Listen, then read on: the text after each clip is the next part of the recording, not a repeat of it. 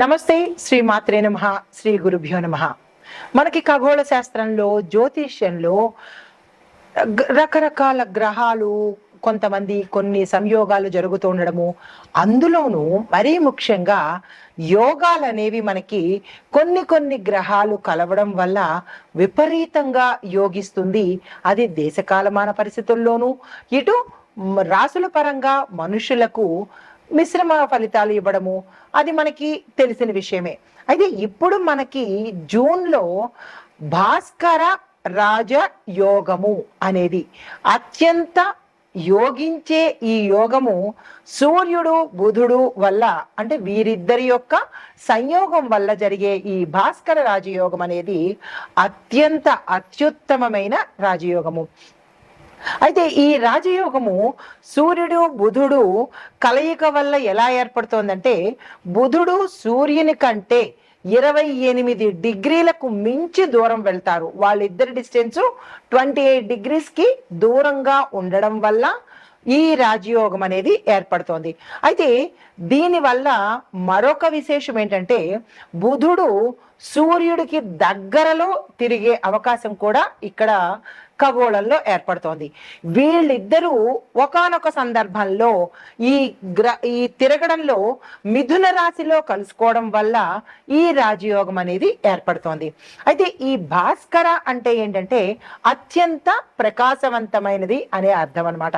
అయితే ఈ ప్రకాశవంతము, ఈ సాహసోపేతము అంటే ఈ భాస్కర యోగము పట్టడం వల్ల ఇటు దేశానికి కానీ, లేదా అంటే ఒక వ్యక్తికి కానీ, ఒక సంస్థకు కానీ, లేదా అంటే ఒక సమాజానికి కానీ ఎవరికి తీసుకున్నా సరే ఫలితాలు చాలా సాహసోపేతంగాను, తర్వాత ప్రతిభావంతమైన నిర్ణయాలు తీసుకోవడము, విజ్ఞానవంతమైన నిర్ణయాలు తీసుకోవడము, లేదా పనులు చేయడము, అంటే ఈ యొక్క ప్రభావము చాలా ఎక్కువగా మంచిగా కనబడము, దాంతోపాటు ఆర్థికాభివృద్ధి ఎక్కువగా కలిగే అవకాశాలు ఈ భాస్కర రాజయోగంలో కనబడుతోంది.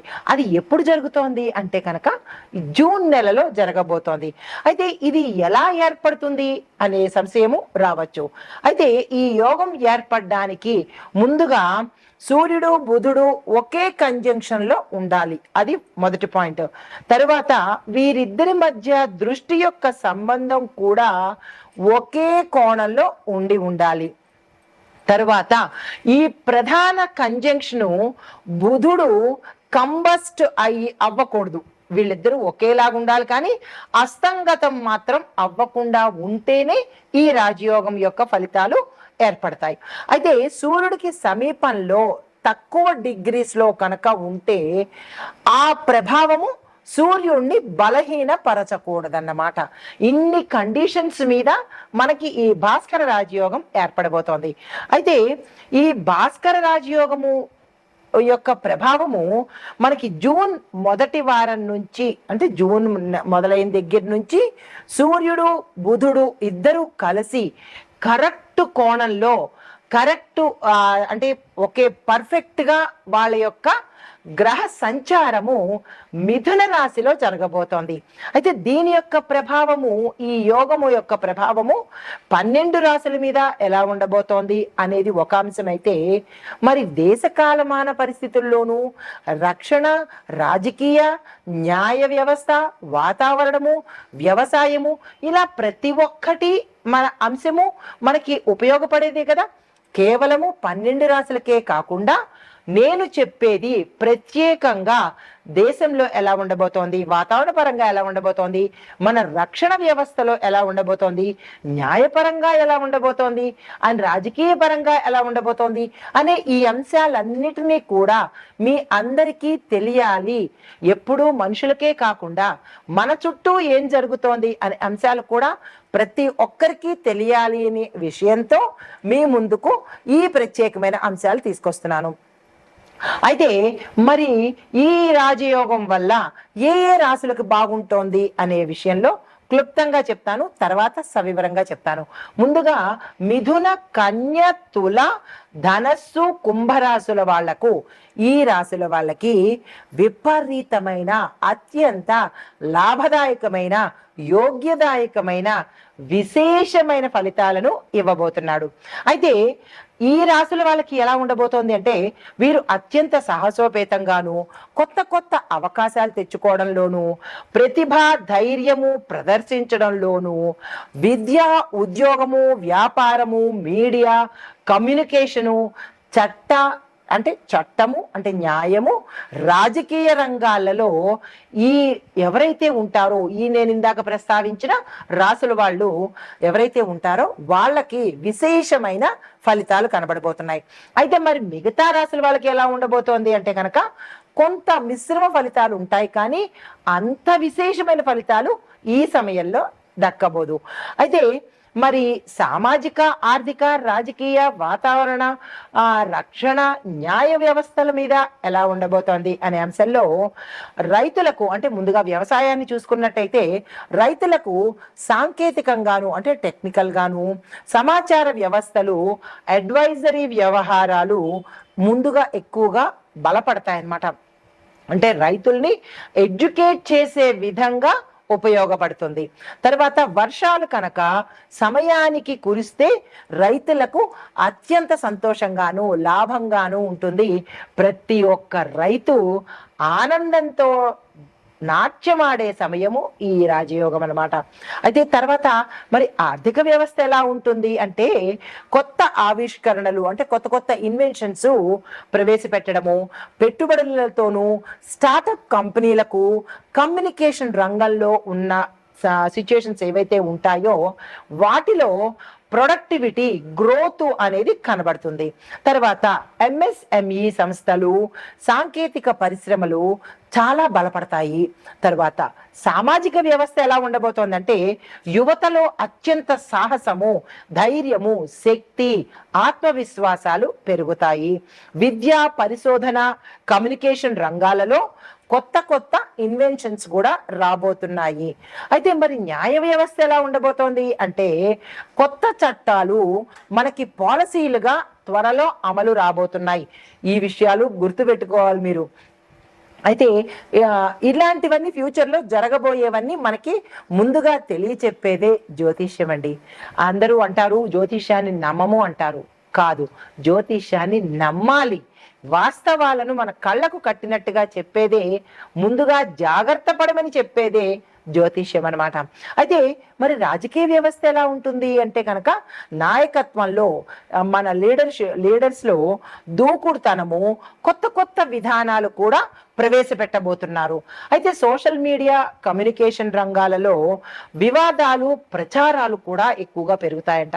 అంటే ఒకవైపు మంచి జరుగుతుంటే మరొక వైపు చెడు దుష్ప్రచారాలు కూడా జరిగే అవకాశాలు, కమ్యూనికేషను అంటే ఈ సోషల్ మీడియా కమ్యూనికేషన్ రంగాలు మంచికి ఉపయోగించుకుంటే దేశం బాగుపడుతుంది, చెడుకు ఉపయోగించుకుంటే దేశం సర్వనాశనం అయిపోతుంది. కాబట్టి ప్రతి ఒక్కళ్ళు దేశ క్షేమం కోసం మాత్రమే పని చెయ్యాలి అనేది ఒక చిన్న రిక్వెస్ట్ అన్నమాట. అయితే మరి రక్షణ వ్యవస్థ ఎలా ఉండబోతోంది అంటే కనుక, సైనిక వ్యవస్థలో కమ్యూనికేషన్ పెరుగుతుంది. సాంకేతిక రంగాలలో అంటే టెక్నికల్గా టెక్నాలజీ పరంగా అభివృద్ధి గ్రోత్ డెవలప్మెంట్ కనబడుతోంది. సైబర్ సెక్యూరిటీ అంటే చాలా అభివృద్ధి అవుతుంది, బలపడుతుంది. ఇప్పుడు ఇవాళ రేపు చాలా సైబర్ క్రైమ్స్ ఎక్కువైపోతున్నాయి. దాన్ని కంట్రోల్ చేసి ప్రజలకు మంచి చేసే ఉద్దేశాలతో కొత్త కొత్త చట్టాలు కానీ కొత్త కొత్త ప్రణాళికలు కానీ జరిగే అవకాశాలు ఈ భాస్కర రాజయోగంలో ఎక్కువగా కనబడుతోంది. అయితే కొన్ని ముఖ్య అంశాలు, చాలా ఇంపార్టెంట్ ఈవెంట్స్ నేను మీకు ఇప్పుడు చెప్పబోతున్నాను. భాస్కర ఈ రాజయోగం వల్ల ఇంటెలిజెన్సు కమ్యూనికేషన్ స్కిల్స్ రచనా ప్రతిభ న్యాయము పాలిటిక్స్ టెక్నాలజీ ఈ రంగాలలో పెద్ద పెద్ద అవకాశాలు యువతకు వస్తాయన్నమాట. అంటే ఉద్యోగ అవకాశాలు కానీ స్టార్టప్స్ పెట్టుకోవడం కానీ ఈ దిశగా ఎవరైనా ప్రయత్నం చేస్తే కనుక మంచి ఆపర్చునిటీ వచ్చే అవకాశాలు ఎక్కువగా ఉన్నాయి. 2వ పాయింట్, మిథునము కన్యా తుల ధనస్సు కుంభరాశుల వారికి ఎక్కువగా గొప్ప గొప్ప అవకాశాలు వచ్చే దిశ కనపడుతోంది. ఈ రాశుల్లో ఉండేవారు ఎవరైనా సరే, ఏ రంగంలో ఉన్న వాళ్ళైనా సరే, మీ టాలెంట్ను ప్రదర్శించడం కానీ, కొత్త కొత్త అవకాశాలు వెతుక్కోవడం కానీ ఈ సమయంలో కనుక చేసినట్టయితే మీరు హై స్థాయికి వెళ్ళే అవకాశాలు చాలా ఎక్కువగా కనపడుతున్నాయి. దేశంలో చూసినట్టయితే ఇంకొక పాయింట్, ఆర్థిక వ్యవస్థ, రాజకీయాలు, సాంకేతిక రంగాలు కూడా చాలా స్ట్రాంగ్ అవుతాయి, బలపడతాయి అన్నమాట. ఇవి మనకి ఈ భాస్కర రాజయోగం వల్ల జరగబోయే ముఖ్యమైన అంశాలు. ఈ భాస్కర రాజయోగంలో ఇందాక మనము చెప్పుకున్నది ఏంటంటే దేశ కాలమాన పరిస్థితులను బట్టి ఎలా ఉండబోతోంది, ఏ రాసుల వాళ్ళకి విశేషమైన ఫలితాలు, విశేషమైన లాభాలు, విశేషమైన ప్రతిభలు, ఇంకా వాళ్ళు పట్టిందల్లా బంగారం అనేటట్టుగా ఉండే రాసుల గురించి చెప్పాను. అయితే ఇప్పుడు మేషాది ద్వాదశ రాశుల వారికి ఒక్కొక్క రాశికి ఎలా ఉండబోతోంది అనే అంశంలో తదుపరి రాశి ధనస్సు రాశి.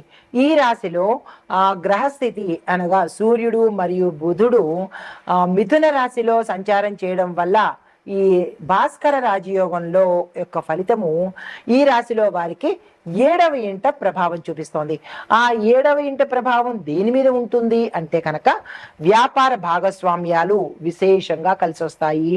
వివాహ సంబంధాలు, వివాహం కాని వారికి వివాహ యోగ్యం కనబడుతోంది. అన్ని రకాలుగా లాభాలు, ఆర్థిక పరమైన లాభాలు, వ్యాపారపరమైన లాభాలు, రాజకీయ లాభాలు, విద్యార్థులకు లాభాలు, శుభకార్యాలు, శుభ వర్తమానాలు, ఇలా ఒకటేంటి అన్ని రకాల లాభాలను ఈ సమయంలో ప్రతి రంగంలో ఉన్న వాళ్ళు అనుభవించే అవకాశం కనబడుతోంది. ఈ సమయాన్ని ఎవ్వరూ వృధా చేసుకోకండి. విద్యార్థుల దగ్గర నుంచి ప్రతి ఒక్కళ్ళు దీన్ని ఉపయోగించుకునే ప్రయత్నం చేసుకోండి. విశేషమైన, ముందు చెప్పినట్టుగా విశేషమైన ధనపరంగాను, సామాజిక పరంగాను, గౌరవపరంగాను, ఆత్మవిశ్వాసంతోనూ, ఇలా ఒకటేంటి అన్ని రకాలుగా ధనస్సు రాశి వారికి ఇది గోల్డెన్ పీరియడ్ అని చెప్పచ్చు. దీన్ని ఏ రకంగానూ వృధా చేసుకోకండి. అయితే వ్యాపారస్తులైతే భాగస్వాముల వల్ల గతంలో ఇబ్బందులు పడినా, లేదా కొత్తగా భాగస్వామ్యంలో చేరాలి అని అనుకున్నా ఈ సమయం కరెక్ట్ సమయం కాబట్టి దానికి సంబంధించిన ప్రణాళికలు, ప్లాన్లు వేసుకునే ప్రయత్నం చేసుకోండి. అయితే వివాహం కోసం ఎవరైతే ప్రయత్నాలు చేస్తున్నారో, లేదా దగ్గర దాకా వచ్చి వెనక్కి వెళ్ళిపోవడమో, లేదా నచ్చలేదు అని రిజెక్ట్ చేయడమో, ఇలాంటివి ఏవైనా గతంలో మీరు పొంది ఉంటే కనుక మళ్ళా ఈ సమయంలో ప్రయత్నం చేయండి. సక్సెస్ అయ్యే అవకాశాలు చాలా ఎక్కువగా కనబడుతున్నాయి.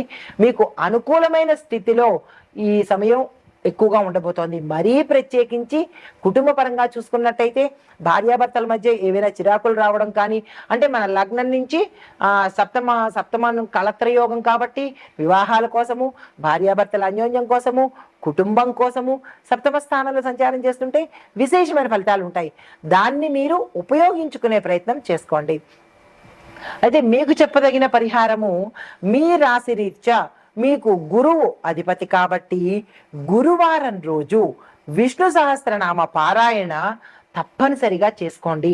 మాకు విష్ణు సహస్రనామం రాదు, మేము చదవలేము అని అనుకున్న వాళ్లకు వినే ప్రయత్నం చేయండి. మేము వినడం కూడా కష్టము అని అనుకున్నప్పుడు ఏదైతే ఫలితాలు వస్తాయో వాటిని అనుభవించడం మాత్రమే తప్ప ఇంకొక రెమెడీ అయితే లేదు. ఆ జోలికి మాత్రం వెళ్ళకండి. అయితే ఇంకా సులువైనది చెప్తాను. ఈ మంత్రం కనుక మీరు చదివినట్టయితే 108 సార్లు విష్ణు సహస్రనామ పారాయణ చేసినంత ఫలితం కలుగుతుంది. ఈ అందరికీ తెలిసిందే అయినప్పటికీ మళ్ళా నేను మీకు చెప్తున్నాను, దీన్ని 3 సార్లు మీ నోటంట మీరు అనే ప్రయత్నం చేస్తే విష్ణు సహస్రనామాన్ని సహస్రం చదివినట్టుగా ఫలితం కనబడుతుంది. అయితే శ్రీరామ రామ రామేతి రమే రామే మనోరమే సహస్రనామ తత్తుల్యం రామనామ వరాననే ఈ మంత్రాన్ని కనీసము 3 సార్లు తప్పనిసరిగా చదివే ప్రయత్నం చేసుకోండి. చేసుకుంటే విష్ణు సహస్రనామం చదివినంత ఫలితం వస్తుంది. అయితే దీంతో పాటు మీరు ఏం చేయాలి అంటే కనుక పసుపుతో కూడినటువంటి పిండి వంటను కానీ, అంటే పులిహోరను కానీ, లేదా పసుపుతో చేసినటువంటి ఏదైనా పిండి వంటను నైవేద్యంగా పెట్టండి. పసుపును దానంగా ఇచ్చే ప్రయత్నం చేసుకోండి. పసుపు వస్త్రాలు కావచ్చు, పసుపు కావచ్చు దానంగా ఇచ్చినట్టయితే గురుగ్రహం యొక్క అనుగ్రహం తప్పకుండా కలుగుతుంది. మరీ ప్రత్యేకించి భార్యాభర్తల విషయంలో అన్యోన్యం కోసం కానీ, గొడవలు పడుతున్నప్పుడు తిరిగి మళ్ళా కలుసుకోవడం కానీ, విడిపోయిన వాళ్ళు కానీ, కుటుంబంలో చిరాకులు ఉన్న వాళ్ళు కానీ ఈ రాశిలో ఉండి ఉంటే కనుక ఈ పరిహారం తప్పనిసరిగా చేసుకోండి. సానుకూలమైన ఫలితాలు పొందుతారు. నమస్తే.